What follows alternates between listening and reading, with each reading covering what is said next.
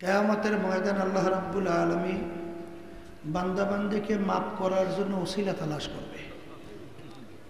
বান্দাকে মাফ করবে এরকম কোনো আমল বান্দার নাই। আল্লাহ রাব্বুল আলামিন বলে, ফেরেশতারা দেখো তো আমার বান্দা কখনই হক্কানি আলেমদের সঙ্গে এক মজলিসে দস্তারখানে বসছে কিনা। তালাশ করে জীবনে একবার পাওয়া গেছে রব্বুল আলামিন হক্কানি আলেমদের সঙ্গে এক দস্তারখানে একবার বসছিল, যা এ ওসিলে আমি ওকে মাফ করে দিলাম। নিয়াত যাদের সহি, আল্লাহকে রাজি খুশির উদ্দেশ্যে যারা আসছেন, আল্লাহ রাব্বুল আলামিন এই ওসিলেও আমাদেরকে মাফ করে জান্নাতের ঘোষণা দিতে পারে।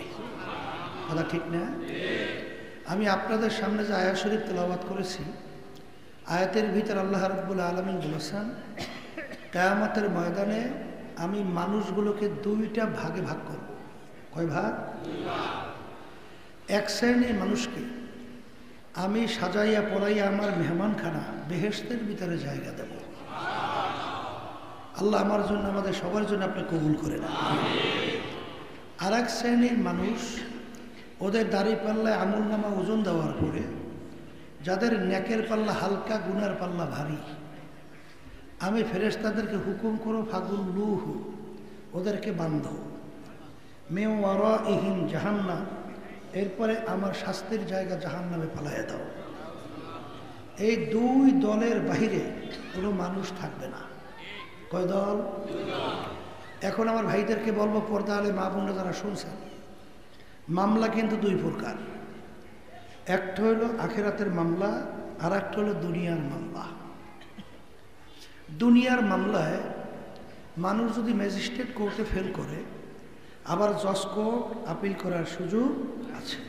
জজ কোর্টে যদি ফেল করে হাইকোর্ট, সেখানে আপিলের সুযোগ আছে। হাইকোর্টে ফেল করলে সুপ্রিম কোর্ট সিঙ্গেল বেঞ্চ, সেখানে ঠকলে সুপ্রিম কোর্ট ফুল বেঞ্চ, সেখানে ঠকলে প্রেসিডেন্ট কোর্ট, সেখানে ঠকলে আন্তর্জাতিক কোর্ট।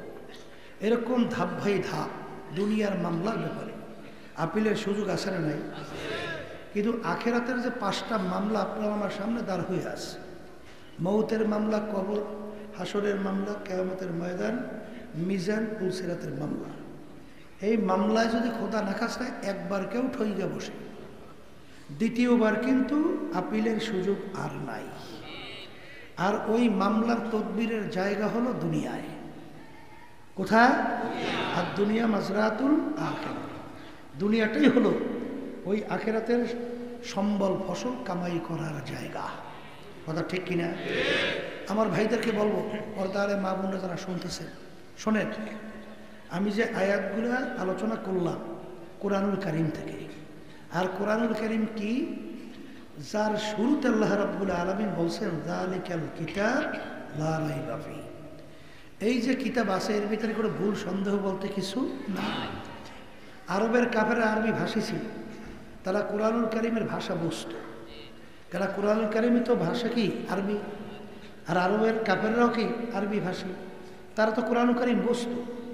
কিন্তু তারা কি কোরআনুল কারীমে ভুল বের করতে পারছিল? পারছে? এরপরে 1500 বছরের মধ্যে অনেক ইসলামের শত্রু দুনিয়া থেকে বিদায় হয়ে যায় না? না যায় না? এখন বর্তমানে দুনিয়াতে আসে না?